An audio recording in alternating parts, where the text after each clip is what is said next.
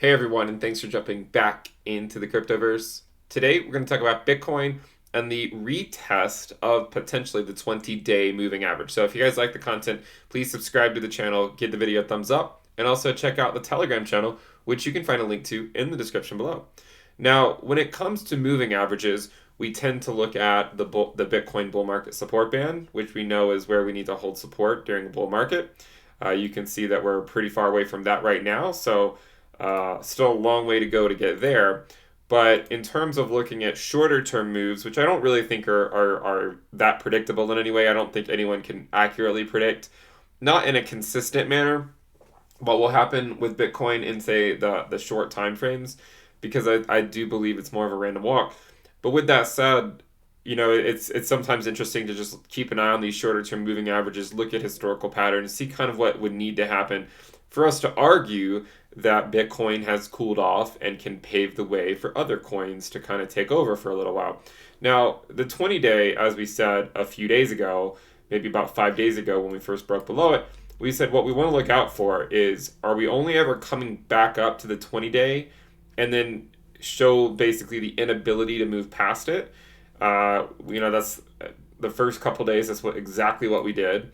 The third day took us all the way down to 17.5, 17.6, and now we've come all the way back up to the 20-day moving average. So the 20-day moving average right now is at 18,588. So this would be the number that if we can start to get above it and push higher, then I think we're back in business in terms of the sustainability or the impending catalyst for maybe other coins to start moving. So we would want to see it kind of come back up here. And the reason we say that is simply because, looking back, we know that if we cannot get back above it, then it's not really that complicated, right? It just means that we're trending down.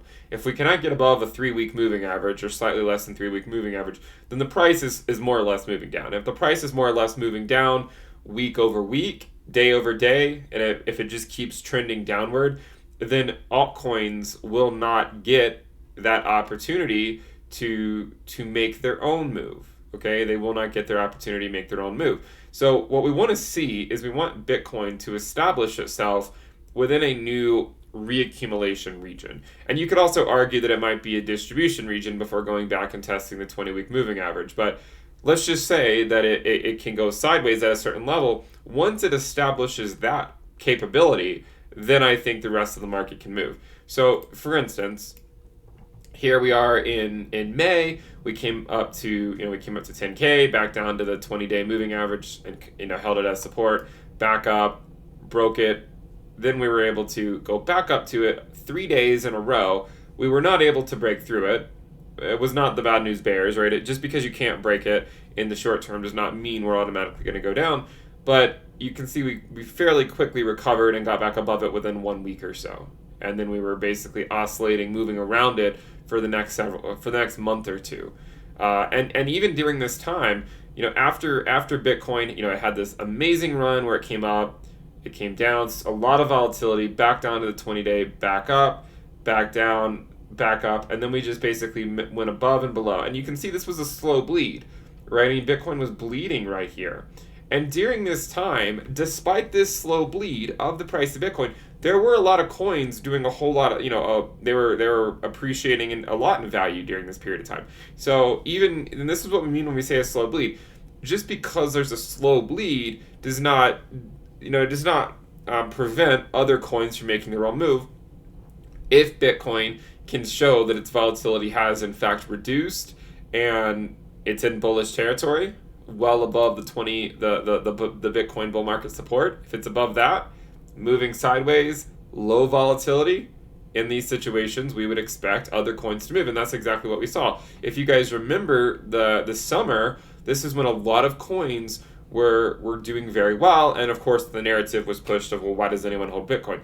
And we said back then, right, that Bitcoin, in my opinion, in my own case, it always will be, and it is, right, I mean, it always has been the largest percentage of my portfolio, because of course you come to time frames where altcoins are outperforming Bitcoin, but then whenever Bitcoin dumps, like here, when it went from 12K back down to 10K or so, during times like this, Bitcoin tends to outperform most everything else, right? Most everything else. And of course, you can find projects that it will not outperform, right? There's pet projects that everyone has that they'll want to point to and say, well, this one outperformed. When we talk about like the dominance of Bitcoin in lieu of the entire cryptocurrency market capitalization, when we're talking about that, then the dominance tends to go up during times when the Bitcoin price is rapidly depreciating. So if Bitcoin price is dropping quickly, the dominance of Bitcoin is actually likely going up because the rest of the market is likely bleeding against Bitcoin and USD. So in this situation, right back when we were at 12K, we broke below the 20-day, tested it a couple times, not able to break it. We came up, got slightly above it, and then all the way back down. We did not establish a period of sideways movement, right, where we're basically just moving up and down around the 20-day moving average. And again, I don't think the 20-day moving average is anything important. I just think it's a good measure of, okay, are we going sideways or not? And one way to think about if we're going sideways is if the price can continue to fluctuate above and below a short-term moving average, because if it can go above it and below it, then it means it's more or less sideways movement. If it just stays above it or it just goes below it, it signifies there's still a lot of volatility because it's continuing to be bullish in the short term, or it's continuing to be very bearish in the short term. And altcoins do not like it when Bitcoin is too bullish or Bitcoin is too bearish. Now, that doesn't mean that altcoins can't appreciate in value. In fact, a lot of times Bitcoin can drag up the rest of the market. We've seen that over the last couple months. A lot of coins are valued a lot higher than they were a couple months ago simply because Bitcoin was able to drag the market up with it. With that said, we're better than that, right? We're better than that. We understand the risks of holding altcoins, and if altcoins were only going to slightly underperform Bitcoin or just basically barely outperform it, it probably would not be worth holding them, because in that situation, you're paying for a lot of extra risk. You're taking on extra volatility. You're taking on all this extra risk. And if you're not seeing a significant return higher than just simply holding Bitcoin would get you, then it does not merit holding those coins in the first place, in my opinion, right? Just based on quantitative finance, looking at what are you paying for in terms of units of risk, and what can you expect in terms of your expected return. And if your expected return never is enough to compensate for the risk you take on by holding those coins, then you have to figure out, okay, why am I holding these coins? So we're in, and we've seen these two situations play out relatively recently. We've actually seen three. So if you look at the last year or so, going back to February, going back to June, and then going back to August, we've had three separate scenarios play out, and each scenario had its own distinct characteristics about it. Okay, the first one was back in February, and this was where Bitcoin was very bullish. We know that altcoins were doing quite well. Bitcoin got below the 20-day, came all the way back down, back up to the 20-day, had no chance of passing it, and then it just got shot down. And in this situation, basically everything was bleeding against Bitcoin. Okay, so this would be scenario one.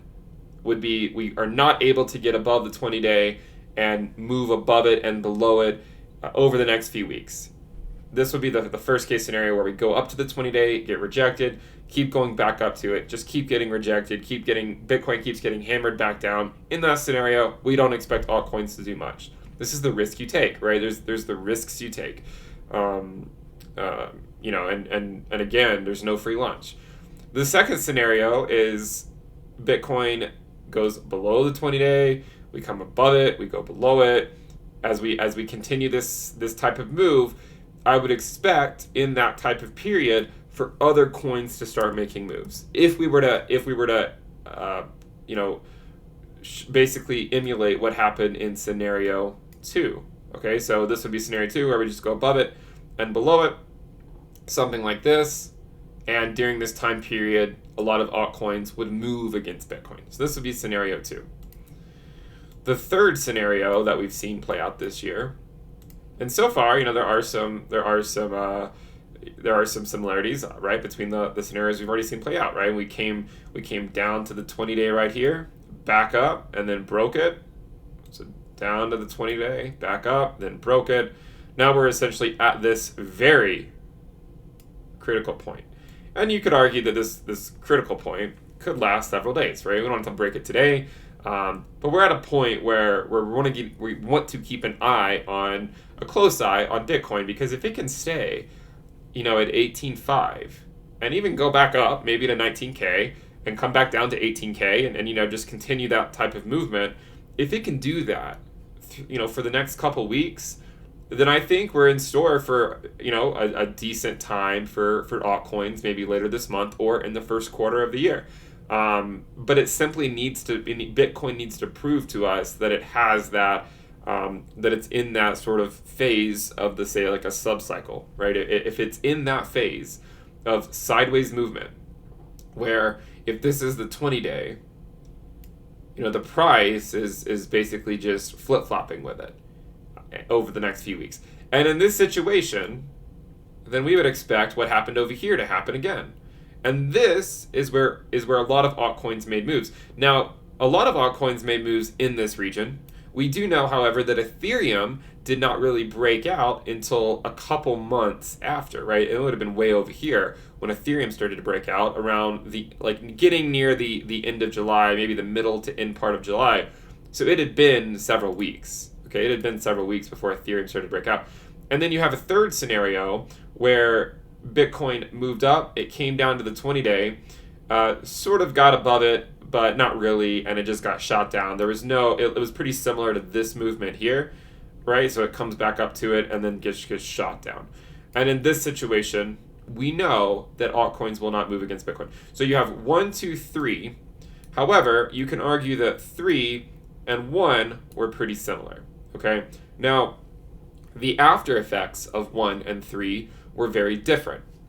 Okay, so scenario 1, we broke the bull market support, and it was the bad news bears for the next several months, right? And at least for the next several days, but we didn't get back to these levels for weeks to months later. We did not get back to these levels. Yes, it was very bullish in here when we're going up. But looking back on it anyways, a lot of people thought we were just going to come right back down. Hindsight's 2020, of course. But the nature, what happened after this move was we broke the Bitcoin bull market support, which is basically just putting together the 20-week SMA and the 21-week EMA. Broke below it, sentiment of the entire market changed. Okay, we ended up capitulating down to the 200-week moving average with a wick down to the 300-week moving average. We went all the way down to $3,800. So I would say that's the biggest difference between 1 and 3, because their initial move looked quite similar, right? Break below the 20-day, dip back down, come back up, get rejected, and then get shot down. The main difference is this time we broke through the Bitcoin bull market support. This time we held it as support. And when Bitcoin goes down to the 20-week moving average, we again would expect altcoins to bleed against Bitcoin for the most part. Of course, there are some coins that don't. But the dominance during that time, historically speaking, would likely go up. It would likely go up during that time period. And then when Bitcoin went into super volatile, upward, very bullish territory, again, most coins bled against Bitcoin. So this is why holding Bitcoin is such a great thing. You might say, well, why would I hold Bitcoin when I can hold other coins and expect a higher return? You might not get that higher return, and there's so many situations where those other coins would bleed against Bitcoin. If Bitcoin's going up very quickly, if Bitcoin's going down very quickly, or if Bitcoin's testing the 20-week moving average, in basically all those scenarios, most of the time, those coins will bleed against Bitcoin. But in that very seldom move, right? The very seldom move where Bitcoin goes sideways above the 20-week moving average is very, very bullish. And everything we're talking about here is with respect to being at the 20-week or above it. When we get down here, you can argue that buying altcoins can be quite lucrative if you can get in near the bottom, right? Obviously, that would be the case. We're talking about it in terms of we're in a bull market. We assume we're in a bull market until proven otherwise. At this point, we've been above the 20-week moving average since all the way over here. We've been above it now for about 230 days or so. So it's been a long time since we've been above it. And at some point, it just is what it is. Let's just call it a bull market. It might not end up being a multi-year bull market if we end up breaking below, But for now, I'm sort of operating with the assumption that we are in a bull market and that we should, follow suit. If we break down the 20-week, if we break below it, that changes the game. But for now, that we're above it, I think the cryptocurrencies, they behave in a fairly well-defined manner with respect to Bitcoin. And remember, that's the important thing. It's with respect to Bitcoin, because if you only treat it as with respect to USD, you might get confused, because we know that a lot of coins have gone up in value during this time period. But a lot of them have actually bled against Bitcoin, or they've basically performed the same event against Bitcoin for the most part. So we're in the range now where we want to keep a close eye on what's going on, because you can see we're currently at 18,579. The 20-day is at 18,591. So we want to get above the 20-day and get healthily above it, right? Come back above it, and then maybe just oscillate around, move around the actual 20-day moving average. In that situation, again, this would be the Goldilocks zone for altcoins, basically this zone. And note that even during this time period, there were some coins that did do okay against Bitcoin during that time period, but it was pretty short-lived, because when Bitcoin kicked the bucket back to the 20-week, all bets were off, right? And most coins just lost a lot of the value they had gained. So going forward over the next week or two, I think it's going to be important to keep an eye on, can Bitcoin prove itself that it's returning to a low level of volatility? If it is, and we're able to go sideways, then this would be a situation where the rest of the market could start to play catch up. Okay, that would be a situation where the rest of the market could play catch up. On the other hand, if we keep getting rejected by the 20-day, something like this, then we're gonna want to look out for the 20-week and the 21-week, the 20-week estimate and the 21-week EMA. So we're gonna want to look out for that scenario. It looks like we're right around the 20-day right now, 18,591. You can see it's 18,591. So the third scenario, which we have not talked about yet on this video, the third scenario, which would be very important too, is if Bitcoin says to hell with the altcoin market, we're breaking 20K. Okay, and if it says that, and it says we're breaking 20K, then that also changes the game, because breaking that fairly mental barrier would, I think, change the market, and I think a lot of coins could start going somewhat crazy at that point if that were the case. Do I think Bitcoin's going to break 20K tomorrow? No. Could it? Of course, right? Of course. And we've contended all along that short-term bubbles can exist, and can leave us overextended, when we least expect it. I mean, right now, Bitcoin is well above the 20-week moving average, and it doesn't preclude it from going higher. And if it does, then the risk will just become higher and higher and higher. So I hope you guys like the content. Remember, we do have the premium list. We have the Black Friday sale going on for probably one more day. People are still showing interest in it, so I want to give people the chance to sign up, especially as new people come into the space. So make sure you check out the Black Friday sale. You can find a link to that in the description below. You get access to the risk dashboard, the alerts channel on Telegram, the premium videos, the premium reports, the trading view indicators, and a few more things. So make sure you guys check it out. Also, subscribe to the channel. Thank you guys for getting me to 70,000 subscribers. I really appreciate it. Let's keep an eye on the 20-day. We're flirting with it right now at 18,589. It's currently 18,591. Let's see if we can get above it and move above it convincingly. If Bitcoin could go sideways, I think the market conditions will change here. But if the volatility remains high, then we would not expect most coins to gain against Bitcoin. Hopefully this video has been somewhat informative, if not too repetitive, and we'll see you guys next time. Bye.